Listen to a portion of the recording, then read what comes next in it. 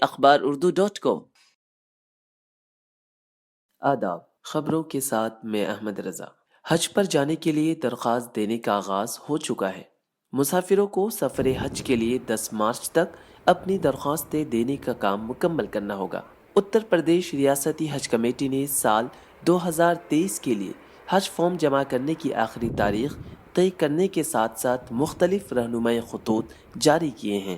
ضلع اقلیتی بہبود افسر سمیتا سنگھ نے کہا کہ درخواست کے ہندوستانی بین الاقوامی پاسپورٹ کے معیار درخواست کی مقررہ آخری تاریخ پر 3 فروری 2024 سے کم نہیں ہونی چاہیے۔ اگر درخواست فارم میں درج رہائشی پتہ اور پاسپورٹ میں درج پتہ ایک ہی ہے تو پاسپورٹ کی فوٹو کاپی رہائشی ثبوت کے طور پر درست مانی جائے گی۔ اگر درخواستوں کے پتے مختلف ہیں تو خود دستخط شدہ فارم جیسے آدھار کارڈ، بینک پاس بک، ووٹر شناختی کارڈ اور بجلی ٹیلی فون کا بل، پانی کا بل، گیس کنیکشن کا پچھلے 3 ماہ کا سرٹیفکیٹ منسلک کیا جائے گا۔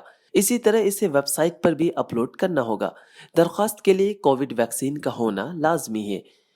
کسی بھی پریشانی کی صورت میں 7310103534 پر درخواست بھیج کر اور shchupilko@rediffmail.com پر ای میل کر کے درخواست حاصل کی جا سکتی ہے۔